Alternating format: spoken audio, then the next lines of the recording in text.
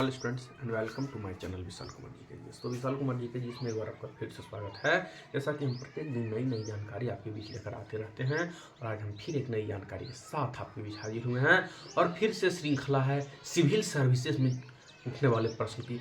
हम प्रत्येक दिन आपके पास नई नई जानकारी जैसे कि SSC, railway, MTS, BPSC, BSSC, UPSC, यहाँ तक कि बड़े बड़े प्रतियोगिता परीक्षा में जिस प्रश्न को एक बार नहीं, दो बार नहीं, बार बार दोहराया जाता है और वैसे प्रश्न हम आपके बीच लेकर आते रहते हैं। यहाँ तक कि सिविल सर्विसेज के एग्जाम में जैसे यूपीएससी और बीपी जैसे एग्जाम में उस प्रश्न को एक बार नहीं, दो बार नहीं, बार बार दोहराया जाता है। तो चलिए आज हम फिर चलते हैं अपने लक्ष्य की ओर बिना देर किए, बिना समय गवाए।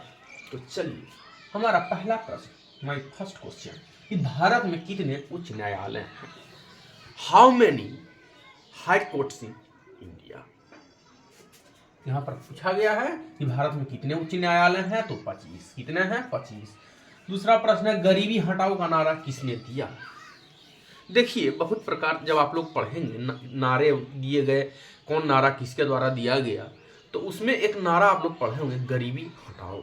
जैसे कि भारत छोड़ो का नारा महात्मा गांधी ने दिया, इनकलाब जिंदाबाद भगत सिंह ने दिया, जय जवान जय किसान का नारा सुभाष चंद्र बोस ने दिया। ठीक उसी तरह गरीबी हटाओ का नारा इंदिरा गांधी ने दिया। किसने दिया? इंदिरा गांधी ने।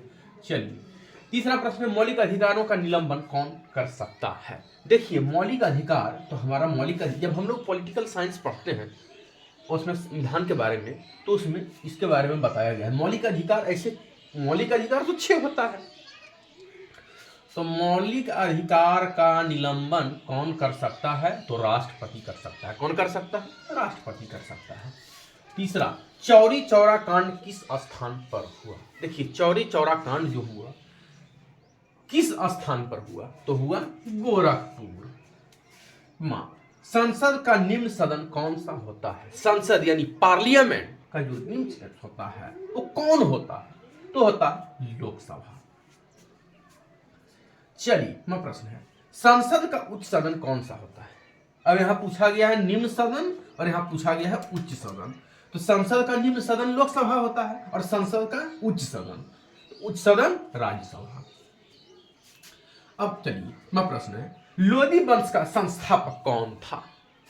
जब हम लोग इतिहास पढ़ते हैं लोधी वंश, गुलाम वंश, हर एक वंश के बारे में, तो लोधी वंश का यहां पूछा गया क्या संस्थापक कौन था? तो कौन था? तो बलहोल लोधी था। कौन था? लोधी था। चलिए आठवां प्रश्न, तैमूर का आक्रमण कब हुआ? तैमूर का आक्रमण कब हुआ? तो तैमूर का आक्रमण कब हुआ? 1398 में। कब हुआ? 1398 में। चलिए नौवां है, लोधी वंश का मूल नाम। अब यहां पूछा गया लोधी वंश का संस्थापक, यहां पूछा गया लोधी वंश का मूल नाम, तो मूल नाम है अफगान। क्या है? अफगान। 10वां और अंतिम प्रश्न, गुलाम वंश का संस्थापक कौन था? गुलाम, अब आ गए हम लोग गुलाम वंश में। लोधी वंश का संस्थापक बहलोल लोधी। अब यहां पूछा गया लोधी वंश का मूल नाम अफगान। अब पूछा गया गुलाम वंश का संस्थापक, तो गुलाम वंश का संस्थापक कुतुबुद्दीन ऐबक। कौन था? कुतुबुद्दीन ऐबक। तो चलिए, it is a very most important question for civil services exam like SSC, railway, MTS, BPSC, BSS and more toughest exam UPSC जैसे बड़े बड़े प्रतियोगिता परीक्षा में उस प्रश्न को एक बार नहीं, दो बार नहीं, बार बार दोहराया जाता है। तो आज जो ये हम जानकारी आपके बीच लेकर आए हैं, उठने वाले ऐसे बड़े प्रतियोगिता परीक्षा में इस प्रश्न को एक बार नहीं, दो बार नहीं, बार बार दोहराया जाता है।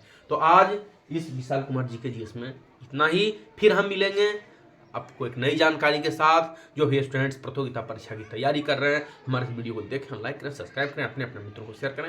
हम प्रत्येक दिन आपके पास नई नई जानकारी लेकर आते रहेंगे। ये जानकारी लेकर हम आया, तो आज फिलहाल हमारे इस वीडियो में इतना ही। I meet you next other days and new information and other days, and students will prepare civil services exam. Watch my video, like, subscribe, support my channel. Next, please, thank you.